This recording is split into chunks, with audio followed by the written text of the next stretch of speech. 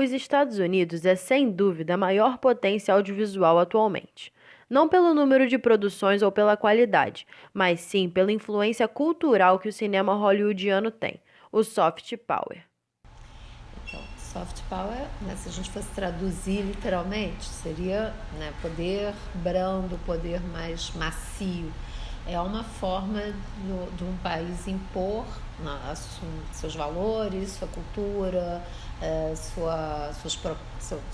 sua ideologia mesmo, sem ser por meios militares, né? Então, de alguma forma, esse país vai exercer uma soberania sobre outros, e uma influência, uma soberania sobre outros países, mas sem que isso pareça que está sendo imposto assim pela força, por ações militares, nada disso. O hard power é justamente quando você vai usar forças impositivas, né? Seja por sanções militares, sanções econômicas, seja pela força militar mesmo. Você invade um país, domina aquele país, né? Militarmente, ocupa territorialmente. Então, assim, você tem ali uma ação que é física, presencial, né? E que o governo daquele país realmente desenvolve uma ação sobre aquele outro país. No caso do soft power, não. Isso pode parecer assim de uma maneira muito mais light, suave, agradável, porque você usa todos os mecanismos da cultura. Após a Segunda Guerra Mundial, o mundo entrou no período conhecido como Guerra Fria, período onde havia um embate ideológico entre as duas maiores potências estabelecidas após a Grande Guerra, os Estados Unidos e a União Soviética. E desde antes mesmo desse período, Hollywood já praticava o soft power. Então, os Estados Unidos trabalhou isso desde o início, né? E principalmente, sobretudo, eu acho que através do cinema, né? Teve uma política específica para isso, né? Não foi uma coisa por acaso, foi uma coisa pensada. Eles entenderam que isso era possível e trabalharam assim. A União Soviética, eu acredito que assim, que a Rússia, ela via no cinema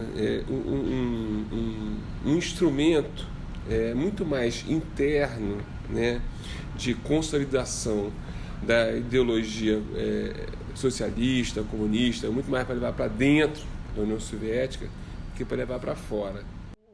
No caso, assim, de Hollywood, isso foi usado ao longo de toda da história do cinema norte-americano, né? Seja escolhendo o inimigo, que é o outro, seja na forma como você caracteriza, até mesmo nas escolhas de roteiro, do que filmar, quem é o inimigo, como é que você constrói o imaginário sobre o que é a Segunda Guerra, o que foi, no caso, né? O que foi a Segunda Guerra Mundial, o que é a Guerra Fria, o que é a ameaça comunista, tudo isso vai sendo construído também pelo cinema, né? E é assim, esse cinema que acaba sendo exportado.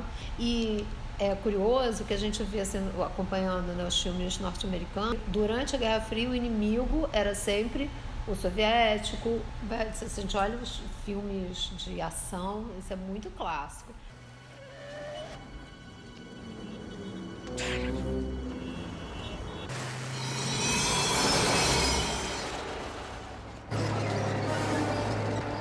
Down the alley.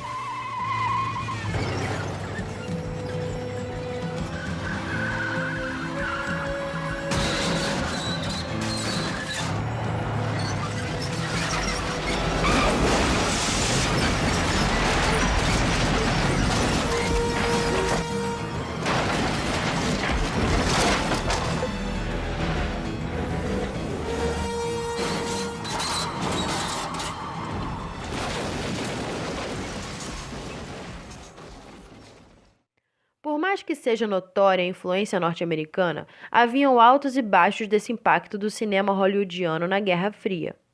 Ela tem um peso considerável dentro das relações de poder no mundo todo durante a Guerra Fria. Vale lembrar que, por exemplo, no início da Guerra Fria, Hollywood foi um problema. A gente pode listar aí, por exemplo, a lista dos 10, que foi um grupo de roteiristas que por conta de um alinhamento político, ou alguma simpatia com o projeto da União Soviética, não necessariamente eram comunistas ou em qualquer ligação com o partido, eles começaram a fazer parte de uma lista de proscritos. Isso está falando da década de 50, em que os estudos eram orientados a não contratá-los. Isso mostra que não foi uma relação exatamente tão direta, em que o Estado norte-americano queria usufruir de Hollywood como um soft power e Hollywood, que na verdade é um conjunto de várias empresas, né? O que a gente chama de Hollywood é um bairro, mas é um conjunto de várias empresas, simplesmente deu a esse Estado o que ela estava querendo. Isso foi negociado, isso também teve as suas idas e vindas, né? Sobretudo nos anos 50. A partir dos anos 60 não, a partir dos anos 60 você vai ter uma configuração de poder mais estabelecida. Então, eu acho que a partir dos anos 60 você já tem um alinhamento mais estabelecido, mas os anos 50 foram bem problemáticos nisso, justamente porque os principais autores estavam nessa lista. E aí, por exemplo, acho que o caso mais emblemático é do Chaplin, que é um britânico que já estava vivendo nos Estados Unidos desde o final dos anos 10, início dos anos 20. E ele tinha também ele nunca fez parte do Partido Comunista e nunca se declarou comunista, mas ele tinha algumas simpatias por isso, e os Estados Unidos a política de distribuição de filmes começou a desprivilegiar o nome do Chaplin, então colocando alguns nomes que tinham menos trajetória para serem distribuídos, para receberem incentivos em distribuição. Então existe uma relação de soft power, isso é óbvio. Existe uma instrumentalização desses filmes como um projeto de distribuição da imagem dos Estados Unidos no exterior, mas isso não é tão direto, isso não é tão simples, né? Ele é inclusive software nessa negociação. É a própria atuação do Walt Disney, que foi bem dentro da política da boa vizinhança, e que aí assim, vai criar um personagem carioca, que é o Zé Carioca, aí vai para a Argentina e ele ambienta a história do Bambi na floresta de Arrayanes, lá no sul de Bariloche e tal. Então assim, tem várias coisinhas que aparentemente são inofensivas, né? Poxa, não, os americanos estão descobrindo as nossas maravilhas. Não é isso, né? Você está criando ali por trás daquilo, você está jogando ideologia o tempo todo. Você tem alguns filmes que são muito patrióticos e muito óbvios, sei lá, Rocky. É um caso muito emblemático. Mas o Rock é meio óbvio, né? Você vai pegar assim, esse é o meu país, ou então, normalmente filmes de guerra, eles são muito óbvios na maneira com que ele vai colocar uma linguagem patriótica. Isso, inclusive, gera alguma resistência, é mais ou menos que nem fazer publicidade e de vez em quando você tem uma resistência àquela marca, porque ela sempre abre o seu YouTube na hora de você entrar. Eu acho que é mais poderoso aquele que é muito mais sutil, né? Que você acaba não percebendo como que você está se relacionando com aquilo. Então, por que você contar uma história sobre um tubarão que está matando pessoas numa praia nos Estados Unidos gera um pânico generalizado em praias em qualquer lugar do mundo? E aí você começa, por exemplo, a propagar a ideia de que em julho as pessoas param os seus afazeres e vão à praia.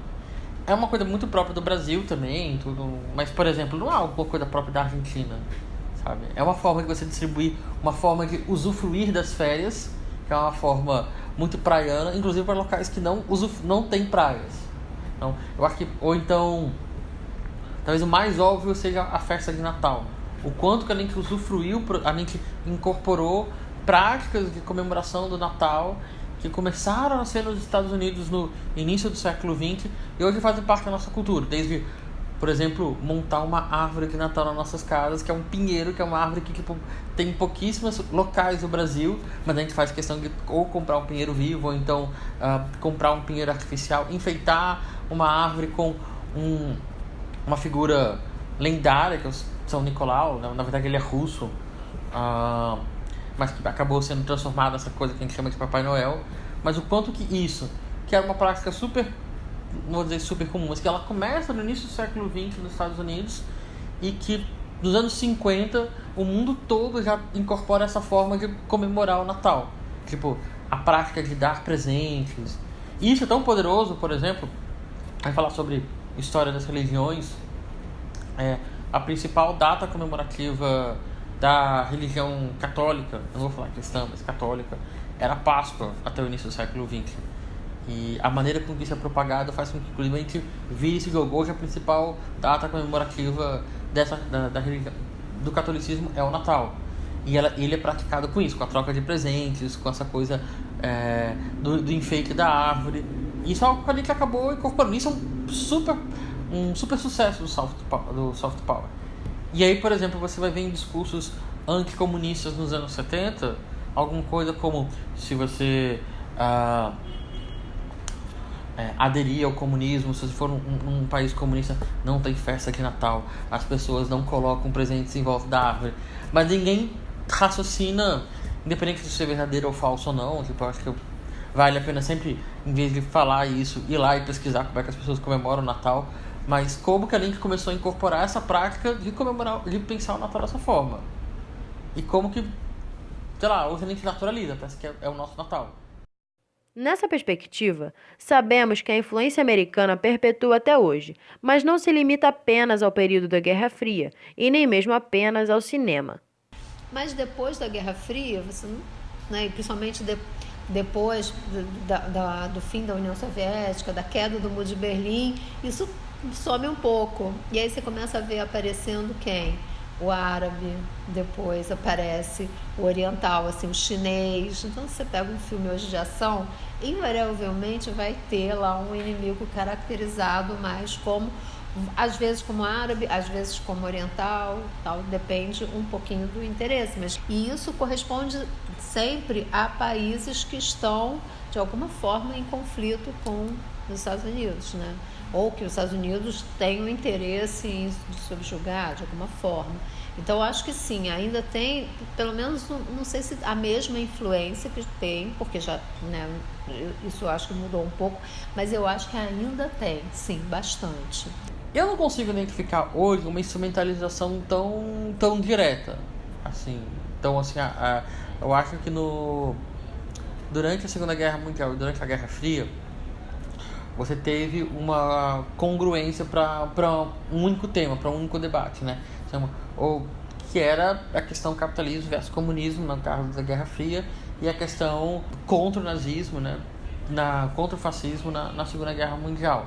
Hoje você tem várias pautas. Então eu não vejo, por exemplo, Hollywood toda mobilizada com um único foco. Eu vejo que existem grupos muito específicos, assim. Você tem diretores e um grupo de realizadores que está interessado, por exemplo, em trabalhar com a pauta de homoafetividade, mas não é 10% de Hollywood. Você tem um outro grupo que está interessado em investir numa pauta sobre direito a ter sua própria arma, isso tem, mas também não é 10% de Hollywood. Então, eu acho que diferente do que você tem em outros momentos em que você tinha uma pauta única que ela direcionava todos os vetores da produção de conteúdo, hoje você tem os vetores para vários campos. Eles exercem soft power, sim, mas você não vai ter, por exemplo, hoje 1000 filmes, 100 filmes falando sobre a mesma coisa. Tipo, o poder acumulativo diminuiu muito por isso. É estranho falar isso. Hollywood continua tendo um poder muito grande, tanto quanto a Guerra Fria, na época da Guerra Fria. Mas na Guerra Fria só se falava sobre um tema. Agora, como você fala sobre vários temas, nenhum tema consegue ter um poder tão grande como você tinha naquele caso. Mas isso nos faz questionar. O soft power é mais forte no cinema?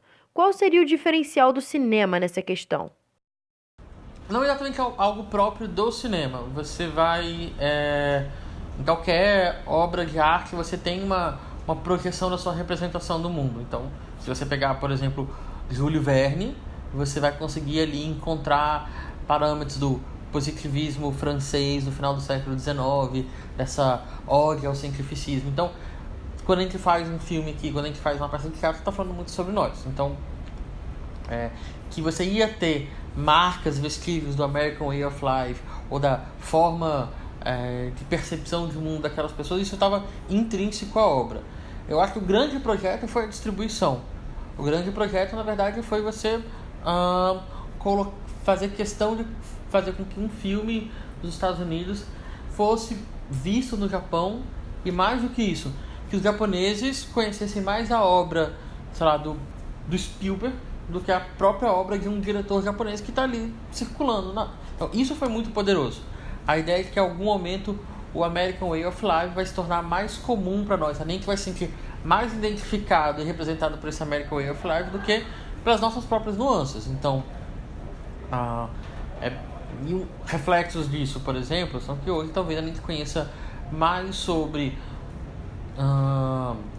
futebol americano, hóquei no gelo, do que alguns esportes e práticas esportivas que são feitas, por exemplo, em Belém do Pará ou no Mato Grosso. Tipo, existem jogos indígenas incríveis que ninguém conhece, mas eu conheço sobre futebol americano, eu conheço sobre hóquei no gelo. Isso é um reflexo de como que esses filmes vão chegando pra gente. Porque o cinema, nesse caso, né, como um elemento de soft power, ele não é só o filme em si, a produção do filme em si, mas é toda a cadeia que existe por trás do cinema que permite que você exerça esse soft power, né? Então, só vocês pensarem assim, na semana de lançamento dos Vingadores, você chegava no Rio de Janeiro e falava, gente, o que aconteceu? Assim, você pegava aqueles Cinemark da vida, esses multiplex, sei lá, 12 salas de cinema, o filme passando em 11, em todos os horários possíveis e imagináveis. O que é isso, né? Isso é o poder da distribuição. E claro, a distribuição tem a ver com a questão do capital que você tem e tal, quando você quer investir. Afinal, até que ponto o soft power pode beneficiar ou prejudicar uma cultura? Levantamos um debate a respeito das consequências dessa influência e até onde ela pode chegar. Assim, isso é sempre uma questão muito delicada, né? Porque às vezes a gente tem uma visão, né, das culturas como se elas fossem cristalizadas. Então, eu tenho assim, essa cultura desse povo, ela tem que ser assim para sempre, porque ela é tipo, Gabriela, eu nasci assim, eu cresci assim, eu vou ser sempre assim. E não necessariamente. Por quê? Porque a cultura, ela é viva, porque ela é o modo das pessoas viverem. Então, lógico, sempre vai acontecer isso, você vai ter intercâmbios, você vai ter apropriações. Isso já acontecia desde o começo da história do homem, né? Mas eu também não acho que a gente deva aspirar a ter culturas assim, intocadas, sabe? Tipo, nunca vai ser, porque não tem como, ainda mais hoje, em termos de rede social, tal, com toda essa ligação que a gente tem, sociedade em rede, não tem como. Você achar que assim, não, tá aqui a minha culturinha bonitinha, eu vou guardar ela no armário, porque, né, assim, hoje a gente come hambúrguer, quer dizer, né, toma Coca-Cola, o mundo inteiro toma Coca-Cola, né? Então... Existe uma imagem que eu acho um pouco falsa, de uma ideia de simplificação cultural, como se, por exemplo, a consequência disso fosse que no futuro todo mundo teria um American Way of Life e todo mundo seria igual, que todo mundo ia comemorar o Natal da mesma forma. Tudo. O soft power ele se relaciona muito com a cultura local.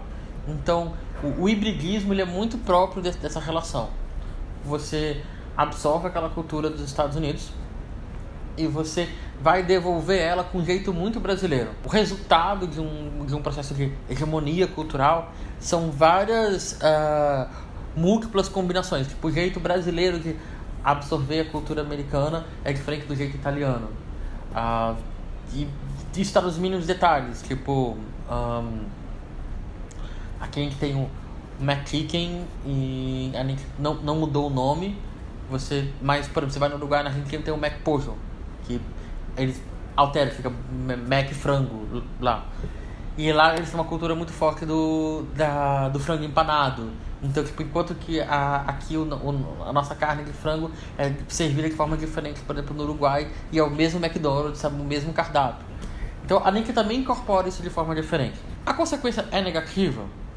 Ela é negativa porque a gente não tem uma horizontalidade. Por exemplo, a maneira com que eu absorvo a cultura dos Estados Unidos é desproporcional com a maneira com que eles absorvem a minha. Então, isso gera, por exemplo, desigualdades de diálogo, desigualdades de relações de poder, mas eu não vejo de forma negativa o contágio.